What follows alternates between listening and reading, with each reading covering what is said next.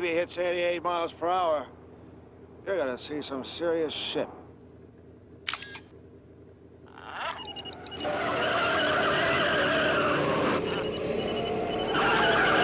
come on.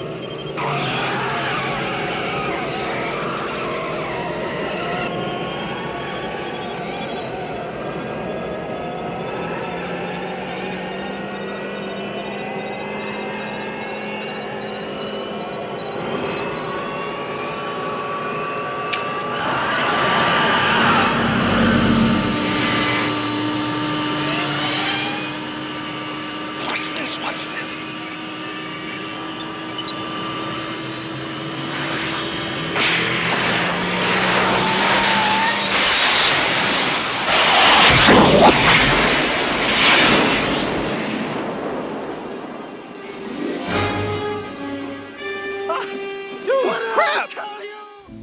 Hello and welcome to another issue of the Headless Hammerhead Guide to Comics and More.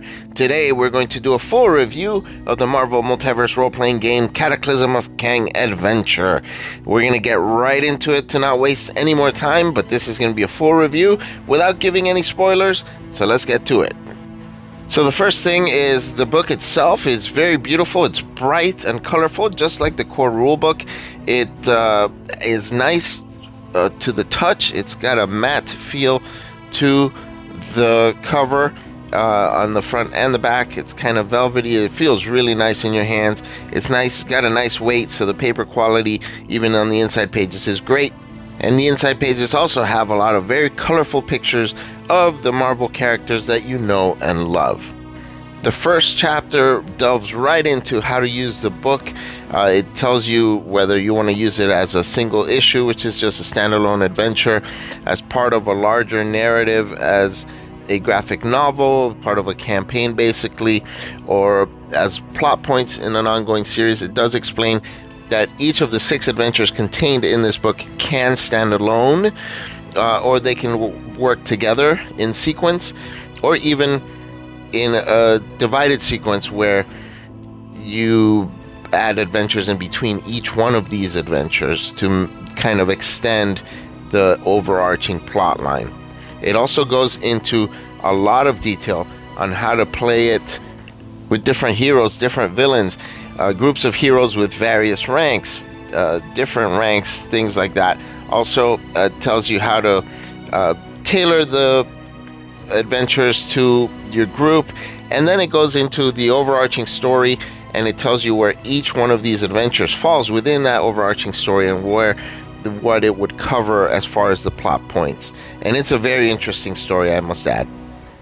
Then it reiterates what it said in the prior chapter about how you can play the adventure. Then it goes into the hook of the adventure and the overall plot, and then it gets right into the actual adventure, and it goes through so many different ways that you can involve the players in the adventure, bring them in, draw them in to the situation that's happening, and get them interested in actually taking part in this adventure. Now, it does provide many different options. The author tries to really think of different things, different ways that the players can get drawn into the situation, and I think he covers a lot of good bases. Now, I said in a prior video that there aren't a lot of maps, and there really aren't. He tells you to just go find a map in certain scenes that you need a map, and they didn't add it in here. The maps that they do have look nice, but they don't really work for tabletop gaming. You'd have to really blow it up big by photocopying different parts of it. To use it online, you'd have to scan it or take a picture of it and blow it up, and then adapt it into one of the whatever software you're using to play with your group. Also, as of this recording, none of the maps are available on the Marvel website for you to download yourself as already a digital map. So that's a disappointment. Now, quick note, because I do have to mention this, although I am not offended by this, I know a lot of players would be offended by stereotypes. There is a section where Matt Forbeck lists some of the names, possible names you could use for some of the goons. And of course, this takes place in Little Italy, so A lot of the goons are Italian names. Then you have some technicians, IT people, and they all have Asian or Middle Eastern names, so that's very stereotypical. And the problem with it might be that these characters are flunkies and cheaters and eventually villains. So if you're offended by this kind of thing, just heads up. Something cool that was added in this adventure is that if you created Sewing Machine Man and couldn't really come up with a background or an origin story, this origin story adventure has a section where it allows you to actually do that for the heroes. So they start with no powers at all, and somewhere in the middle of the adventure there's a key point where the heroes can gain their powers in a couple of ways, and it's very interesting to do this. I think it's a cool idea to start the heroes with no powers at all, and then they gain their powers halfway through in this way. Then it tells you how to end the adventure. There's many different ways that you can end it. He goes through several scenarios. If the heroes are all defeated and have to lick their wounds, if the bad guys end up winning, if they end up crossing a line that they shouldn't be crossing, if the heroes are killed, if they commit a crime, so many different things, or if they just don't want to get involved in the adventure at all, or they run away or something. He discusses all of these scenarios. So in the second adventure, it's Friendly Neighborhood, so now the heroes should be at rank 2, and so it's a neighborhood level threat, and it ties into the first one, and it can't stand alone. Again, he tells you how to do that, goes through all the different options, what characters you can or should use. There are a couple of maps, and he does go through, just like the first one, the hook and the plot, and how to integrate the characters into the adventure, how to use different villains if you want to use different villains, who all the villains are, and different options for the ending as well. Each of these adventures runs between 15 and 30 pages, but some of those pages are full page pictures or maps, so they work out to about maybe 10 to 12 pages each of actual text, but it works. He does cover a lot of options and possibilities that you may encounter, and tells you step by step how to take care of them, and it works really well. And just like the others, now this time it's a citywide situation, New York state of mind. This is for rank 3 heroes who should be citywide heroes, so it's a much bigger scope, and it goes through everything, the history of some of the characters of the city, things that happen within the city. It goes through the villains and what possible villains you can use, because at this stage differences in level do make a bigger difference. The number of villains at these higher levels can make a huge difference, so it tells you how to adjust to the number of heroes, their ranks, and who the main villains are going to be, what the group of villains will be, etc. Needless to say, this gets a lot more complicated for the narrator. There's a lot more to keep track of, things with several bad guys with several powers each, things like that, and what's going on at citywide. It becomes a bit more work. A great addition in this chapter is they do add some vehicle rules, which were missing in the core rule book. I did make a vehicle rule cheat sheet myself, homebrew, that you can download on my website, but here are some for some of the vehicles that will be needed in this adventure. And something interesting that I didn't think to do in my vehicle rules homebrew is he gives powers to the vehicles, so they actually have some of the standard powers that you'd use for heroes for these vehicles, and of course gives them health, which I did, and their movement speeds and things like that. So this is something that was needed in this game, and it's great that they added it here. Now we get into national emergency. Now this is nationwide, so you got rank 4 heroes, and so it's a much bigger scope, so you have more complicated rules and things to keep track of as a narrator, and on a much grander scale. There's a lot more put on the heroes as well. They need to really use investigative skills and interact with NPCs and do a lot of espionage type deals where they need secret passwords and they need to decode things. It's a lot of rumors that they have to sort through and find out which are true and which are not, things like that. So it becomes very, very interesting, but a lot more fun, I think, at this stage. And of course, the stakes are a lot higher as it goes through to the next chapter. So now we're in a world of trouble, so it's a worldwide threat. The heroes have a very good idea of what's going on, and we get involved with a world which is the Inhumans' world. And I'm glad that they've included the Inhumans in this. You're gonna see Black Bolt. Well, nope, that's not him. Nope, not him either. Yeah, nope. Well, Mid-Journey thinks this is the Inhumans. Well, I think I see Lockjaw in there somewhere, maybe. But anyway, so you get to meet the Inhumans, and you'll see of course, Adeline there, and a map of Adeline, a map of the royal family's stronghold. And we are introduced to Kang in the form of Ramatut.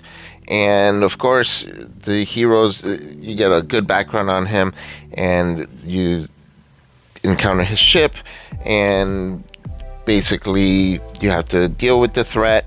There's different things that happen that lead to the final chapter, but again, you can have adventures in between. They tell you how to do that, and there's many different ways to do so, and incorporate this either as a standalone adventure or in other ways. And finally, we enter a Galaxy of Hurt. This gets very complicated. It's for rank 6 heroes, of course. Now they're at a cosmic level, so things are huge. And of course, the whole universe is at stake here, as usual. And we have so many complicated things, so many things, quests the heroes have to go on. They have to make deals that they may not be comfortable with. They may have some regrets on some of the things that they do, and they have to find items that will help them in their quest to fix what is going on and kind of nullify the threat. Then they do meet a lot of powerful beings, cosmic beings, and again, they're making deals. They have to make a deal with the devil they know to defeat one that is threatening them in a much bigger sense. And there's several twists in this, several twists. Finally, the heroes make their final decision on what to do, and there are different outcomes, explanations on how it can go from here. And if you want to continue playing with these characters, these heroes, how to do that if things don't go exactly their way for victory, and how to resolve it in a way that's satisfactory for everybody. In the end, the adventure is really, really interesting. It's a lot of fun. It was well done. I've discussed some of the issues, but here are some of the other parts of this book. Then we have the characters, which I've discussed in more detail in another video. It's a very short 2-3 minute video, but basically there's about 65 new characters. Many of them are actually NPCs that were created just for these adventures. Some of them are rank 1 characters with no powers whatsoever, because they'll be used in that first adventure. You may want to begin them with no powers and give them powers later, or you can have the players create powers for the character and design a new character around this established character here.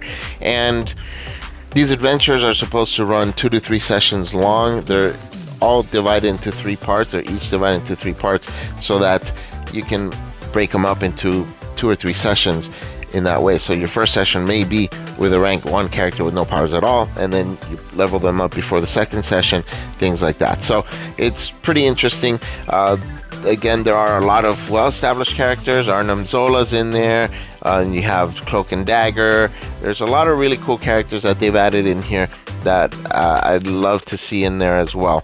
So they did a great job as well on including many characters that people love.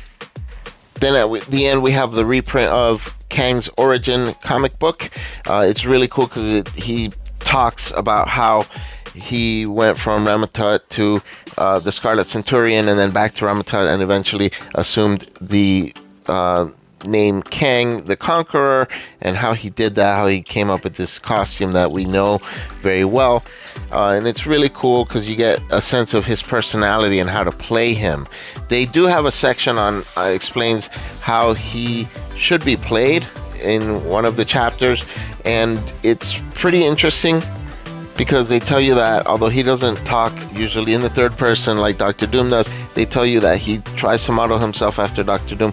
But I don't think that's true. I think Kang is very, very different than Dr. Doom. So I would say that you read up on some Dr. Doom if you're not familiar, and then read up a couple of comics with Kang in them and compare the two and make your own decision. But I think they're very different, and I think playing Kang the way he's meant to is would be more interesting if you're gonna have Doom in any other adventure for your campaign.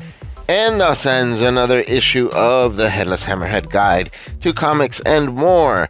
Thank you so much for watching. If you did like the video, please hit that like button. It helps a lot. Leave a comment if you can. Hit the notification bell. Send me an email if you have any questions.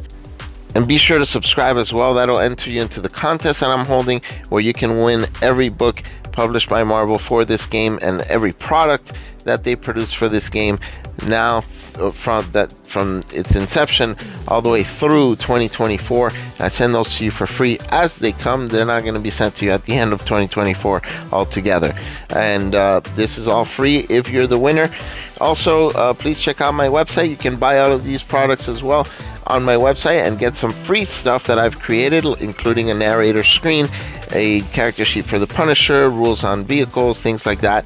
And you can get that at dangerouswaterscomics.com. That's Dangerous Waters with an S, comics.com. And you can find other pop culture stuff, toys, games, comics, and order them directly there as well. So again, thanks for watching, and remember, we don't fight here.